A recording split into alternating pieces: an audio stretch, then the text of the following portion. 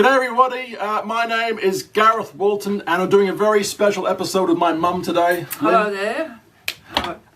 We're talking about September 11th, 2001, and you know, we all kind of remember where we were on that very specific day, right?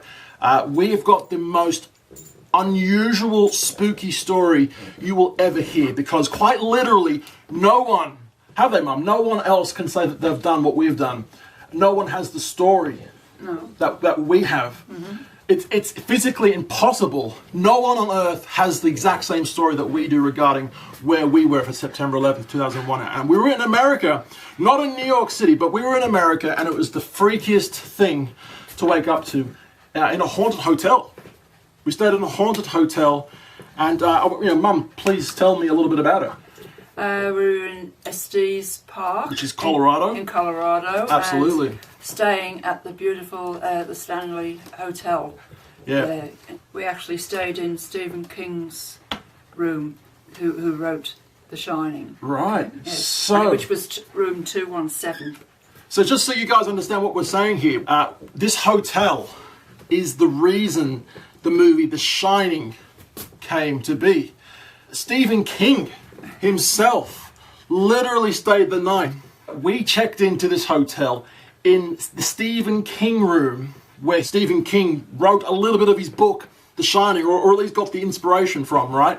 And September 11th, the next day, so, you know, September 10th we check in, September 11th we check out, but we woke up that morning. What did we see the next day on the TV? Well, I got up early, and Gareth was asleep, and Lance was your husband, half awake, my father, yes. Yep. And I said, I'm going to put the telly on. You know? Yeah.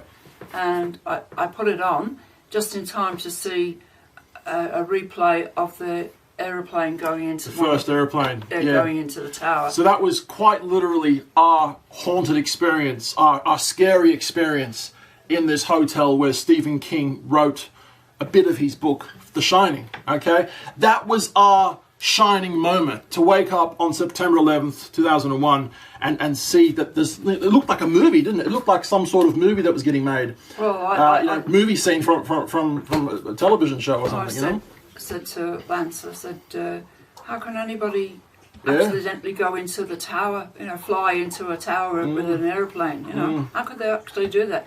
But it wasn't until the second plane came, then we realised it was a terrorist attack. Exactly.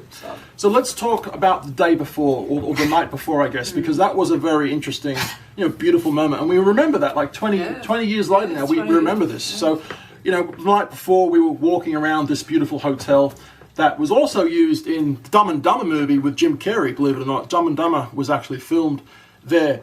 What did we see? We were walking out the back of this hotel. Went out the front. And, right. Beautiful, because it was on a mountain there. Right. And we came out that night for look around the hotel in the dark and looking at all the beautiful stars and everything. And, sure. And there was moose right outside the door. Yeah, I remember that. There were either moose or elk. Okay. Moose or elk, grazing on the grass outside the hotel.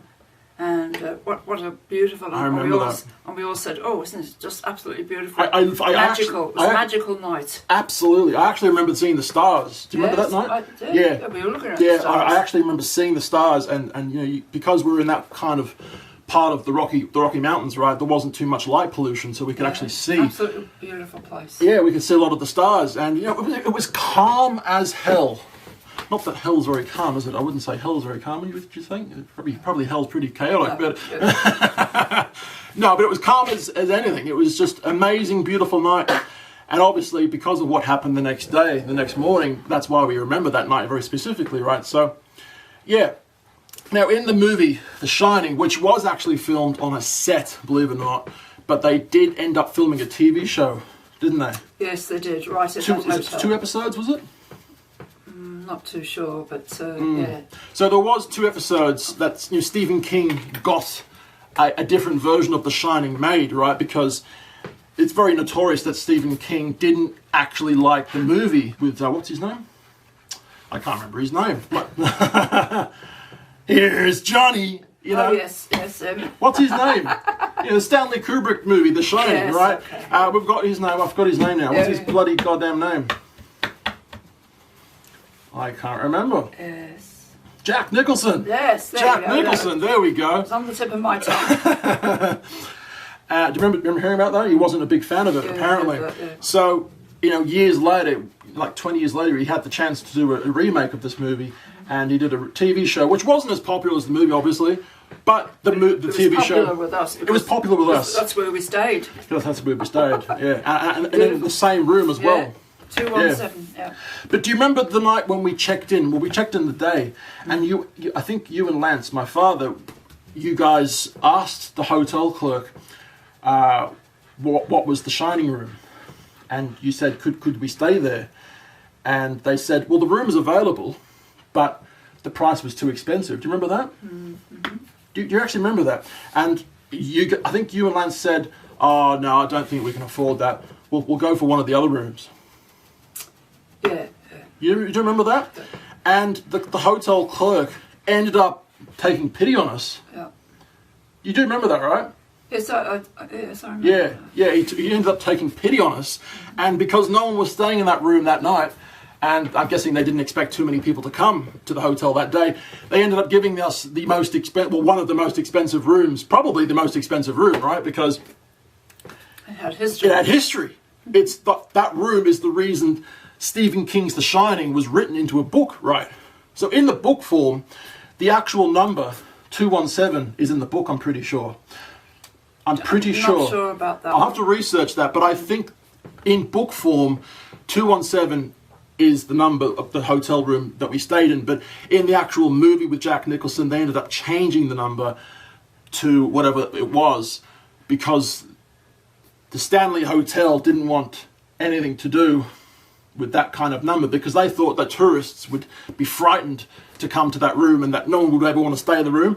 Obviously the opposite happened, right? People know that hotel from The Shining and everyone wants to stay in that room type of thing. So it had the opposite effect, but basically the original book number was the number that we stayed in. Mm-hmm.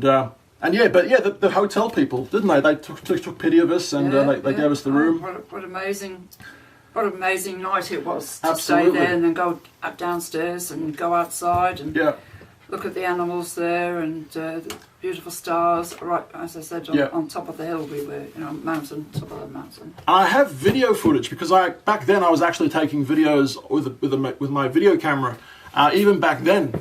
But I've got these tapes, somewhere, so I'll have to dig them out one of these days and digitally transform them into digital, but I've got these videos of a holiday somewhere.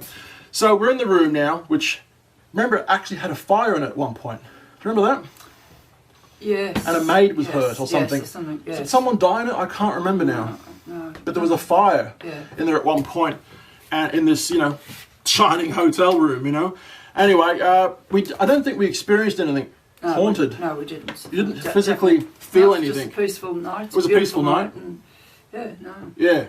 But, obviously the next morning, so going back to that now, I'm asleep, and you're kind of the first to wake up in the family, and you've turned on the news now, and then I woke you up then. You woke me up? Woke Lance up, and I'm absolutely half asleep, right? But here's the American news talking about, an airplane or some sort of explosion, because at that point they didn't quite know, did they, what had gone into it? At first. At first. Yeah. Some were saying they saw an airplane, others were saying that it could have been just an explosion from within the building. But then, of course, we saw the second airplane. Well, I saw the first. We saw the airplane. The first airplane. No, we didn't actually. But no, they didn't. I'm pretty sure they didn't have the footage for the first airplane showing at that time. I'm pretty sure they didn't, because it was only later. It was only later that they found the footage. I'm pretty sure. But I think you're wrong there. Okay, sorry. What we could see was the tower completely on fire and smoke coming out of it. But then what we did see was the live image of the second plane going in, and then of course at that point, we knew it was terrorists, right? Yeah, definitely. I actually remember saying to you that I reckon, because we were going to be going to New York City in a week or so. Do you remember that? Yes, definitely. We had- It was already booked and everything. was already booked. Plane was already booked. So, was it a week after, I think roughly? with the 19th. Yeah, the 19th we flew in there. And, Okay. Yeah. So what's that? 11, 12, 13, 14, 15, 16, 17, 18, 19. Yeah, 8. Yeah, Eight 8 days. later. So 8 days and it later. was still on fire. It was still on fire when we went there. Smoke coming off. But let's backtrack for a second. I actually remember saying, juvenile me, I was like, what, 11 years old then when this happened? 12? No, it must have been 14. 14, you reckon? Okay, I might have been 14, yeah. You've taken me to America a few times over the years, and I've been thankful to experience those trips with you guys. But I actually remember saying, by the time we get to New York City, they may allow us back up there. They may actually allow us up to the very top, to the observatory. Do you remember that? Yeah. Because that was our plan, right? To go up to the tallest building in the world, right? The two of the tallest buildings in the world, they're both pretty much the exact same height. We were going to go there and go to the very top. Yeah. And that was our plan, right? One of our plans to do in New York City, as well as the Statue of Liberty. We were going to go up the Statue of Liberty, weren't we? Yeah, definitely. Do all the touristy things. But I actually remember saying, I bet we'll still be able to do it. They'll allow the tourists up there because they want to make some money. But obviously, the towers started to fall, unfortunately. And wow, what a shock it was to experience that. But not just, with the whole world kind of experienced then. It was an absolute terrible tragedy, But to be there and actually in America and to experience it from the American point of view, wasn't it? That was sad. It was sad. It was very sad, wasn't it? Definitely. Yeah. I don't know about you, but I actually remember checking out that morning and the day after as well. People in America that we came in contact with, they seemed in shock.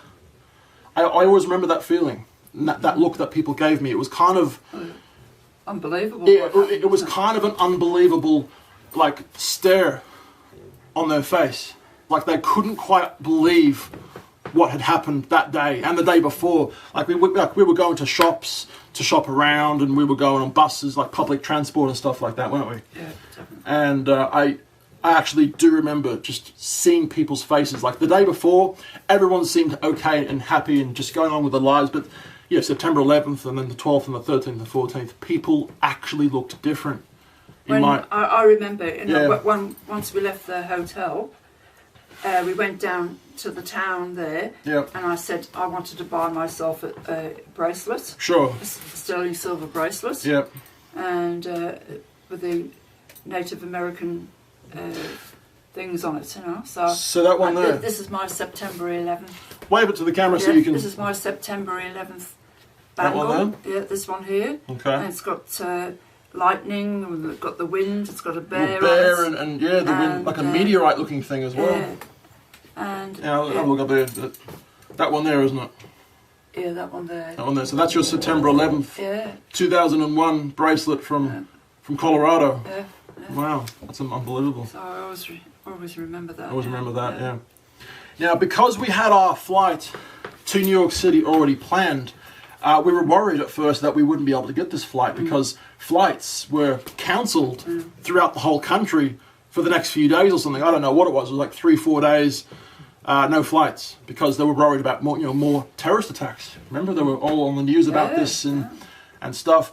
But they started to allow people and tourists to go back on these flights, right? And I actually remember, because we did we leave from Colorado? We must have left from Denver Airport, right?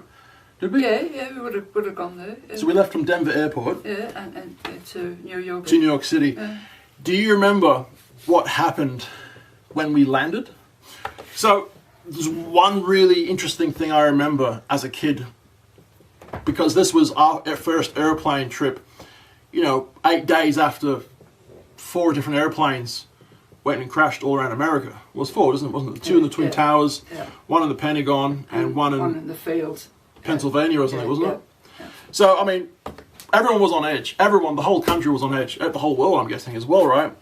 But we got on our flight from Denver, must have been, and then we flew up, obviously. I always remember feeling the energy of stress on the plane. Like, everyone felt on edge. Like, will this plane go down as well? Will this plane be hijacked? But when we actually landed, on the New York City airport.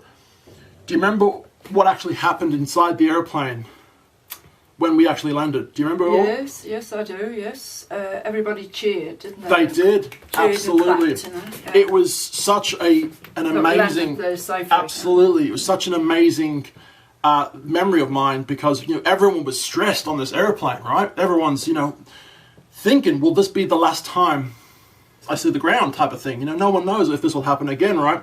But yeah, when we landed, everyone started cheering and applauding. And everyone was like thanking. I remember people praying. Not a lot, but I do remember a couple of people praying. But the whole airplane just erupted, didn't it? And in cheering. I 100% remember that. When we got outside of New York City, one of our first things to do was, put our bags in the hotel room and stuff like that. But then we obviously, we felt curious because we'd seen all of this on the TV. It was always something that people were talking about wherever we went in America for the 8 days that had gone by, right? So then we ended up deciding to go see what was left of the World Trade Center. And do you remember? It barricaded off. It was barricaded off. And but there was a shop on the corner there. Yes. But it was barricaded there. So the shop had 2 entrances. Yes, and I said, come on. I said, I've got an idea. I said, we'll go in this shop entrance here. Yeah. And we went in there and we went out the back part of the shop. Yeah. After the barricade. Yeah. And when we were past the barricade. and we walked then to the... So while they were basically barricading basically a huge area of the city off around where the buildings had fallen because they didn't want tourists to gawk or whatever, I don't know. They wanted to keep people safe away from the smoke and there was still fires happening there. But they were only allowing the police that had barricaded the thing off. The police were only allowing residents to come back to their houses, to their apartments and stuff. Right, yes, and obviously, we're Australian tourists. Say that again. I said we weren't the only people there. No. Barricaded area. Absolutely, there were people coming and going through the barricades all the time, but they were showing their IDs to the police. Like, I live in this apartment building just next to the towers, right? So we went in this little shop. And the shop had a back door, which was kind of like the front door as well. It was like 2 front doors. So we went out the front side door. And we're now past this barricade. And thanks, Tom. Yeah, was that you, was it? Yes, it was Was me. you? Yes, oh yes. There you go. Come on, let's go in here and then we can go out that way. That's where I got my sneakiness from, huh? Probably. So now we're in this part of the zone. But there was also another barricade around it again. There was like a second barricade. I do remember a second barricade because that was like the barricade where if you go any further, you're going to start walking on debris and steel and structure and concrete. Nobody accosted us and told us that we couldn't be there. Accosted us? Yes. What the hell is that word? What the hell is that word? Accosted us? Accosted. Yes. Okay. And said, hey, what are you doing here? No one did that to us. Like, hey, excuse me, get back in line. Let me have a look at your ID or whatever. No. So no one did that. No, nobody did that, and we just walked into the World Trade Center area, and we watched the trucks coming in and going out with all the debris. Absolutely. Debris. Like that's not the big word, there was fire trucks there doing their things and stuff. But the smoke. The smoke everywhere. The smoke and the flames. You could still see flames 8 days later. You know how you look. You know how you're in a busy city, for example, and you look down the street and you see buildings either side, you know what I mean? And the road just continues going straight down. Just picture that in your mind for a second, okay? The buildings getting smaller as they do, because like the further you look in distance, the further things seem smaller, don't they? Yes, they do. Yes, so we're looking. What's it called? Roads and things. Yeah, roads, and everything seems smaller the further you look down, and it just kind of goes on forever, kind of thing, right? But in this case, because the World Trade Center was now on the floor, I have this memory of looking at the buildings either side and the road, and at some point there's just a cut-off point where you can't walk any further. The street comes to an end and the building mess starts. There's like a wall of building mess, building material sitting on the floor where you physically couldn't walk any further down the street, and there was just a whole heap of pile, like think of when you go to the tip. When you go to the what's that tip called? Yeah, the tip. Tip, is that a good, interesting word? Yeah, so you go to the tip and you see these big piles of debris. Well, that's what it looked like in the middle of the road down the street. And wow, what a feeling. What a, terrible, I remember feeling stressed. I remember feeling, like, wow, this is terrible that this has happened. But in shock and couldn't really believe that it happened while we were there kind of thing. But it did. And do you remember, one of my memories as well is seeing all the papers. Oh, yeah. Yeah, still coming down. Yeah. Yes. And the papers that had already come down, they were sitting on the floor, like office papers. Yeah. Yeah. Heaps of them, like white papers with, writing on it, like, office material, whatever the writing was, we don't remember, but, burnt office material, or just crumpled, stood on office material. But not just that, we were walking on, like, ashy concrete. Do you remember the whiteness on the floor? Mm-hmm. Because when you walk on a paved street, you see the black tar of the street, right? Yeah. Well, obviously, in this case, the closer you got to the buildings, there was white all over the floor, like this powdery substance. Mm-hmm. You do remember that? Yeah, yeah. And mixed with the office papers that we just walked all over, Yeah. But I'm guessing one of the most heartfelt moments was seeing billboards all over the place of missing people. Oh, yeah. You do remember that? Yes, I do remember that, yeah. It was, All with their people's photos and said, have you seen this person? This person's missing, Absolutely. Because they were working at the Trade Centre at Absolutely. the time, so.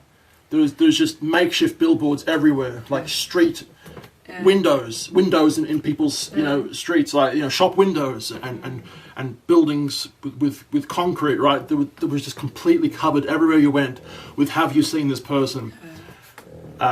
Please call this number. And obviously there's a picture of these people, on these pieces of paper, and wow, you could really feel it inside. It was heartbreaking, wasn't it? It really was. Very sad. Very sad. There was only like a handful amount of people that were, pulled out of the rubble, but the rest, what was it, 2,000 something, were unfortunately, killed, snuffed out because of these fucking terrorists. So, yeah, I always remember that. And there's a famous, remember that famous little white bridge we walked over? Oh, yes. You do remember that? Yes, that famous white bridge? Yeah. And that was still okay, Yeah, I have to find a photo, because I'm going to be putting photos into this while I edit this, because obviously this will be an edited video. But there's this famous little white bridge that goes across the road. Sort of covered or something. It is. It's like a covered little pedestrian bridge. It's not just a pedestrian bridge. You walk up the stairs and you go across to the other side of the street, because the streets are busy, right? So it's a nice little covered pedestrian bridge. And I always remember walking over this bridge, and this bridge was the bridge that we'd seen on TV countless times, replayed again and again and again, of people running underneath the bridge and the dust cloud coming towards this bridge, And I remember walking over it and seeing, from a bit of a higher view what was ahead of us. And interesting moment in history, terrible time in history. So we will always remember where we were, That was our experience in the shining hotel room of all places. Wow. And my mother who was still in Australia, my mother and father were trying to get in touch with us and didn't know where we were. Well, I don't remember that. Yeah. Oh, don't you? No. Oh, yes. And eventually I called her. Did you? Yeah, and she said, she was out of her mind, thinking that we could have been killed. Because she would have known that we were going to New York City. She did know, but she didn't know. She didn't have any of the dates. Didn't know the dates. Didn't know what date we would have been in New York. And everything. But so all she knew was that we were going to go at some point. That we could have been involved in that sort of thing, So she was really concerned, until I rang her up. Yeah. And put her mind at ease. And that's good of you to have done that. Yeah. Now we ended up coming back to America years later. Was it September? It was the second. No, was it? It could have been the third anniversary. Third anniversary. We were there. Yeah. And we got because we got a ship from San Francisco. Yeah. A cruise ship from San Francisco. And it went down the Panama Canal. And to New York City, and the ship actually docked in New York City on September 11th, 2003? 4? Could have been 2004. I think it was the third anniversary. So yeah. That So that'd be 2004. And the city was, still. And we came and we saw the parade. Didn't we? How would you say it? Motorbikes. All the motorbikes were all revving up and going. It was like the law enforcement, firefighter people or something, was it? Yeah. So by this point, the scrap heap was well and truly gone. They had gotten rid of a lot of the I think all of the heap of metal was gone at this point. But do you remember like the basement? You could look through the fence and you could see.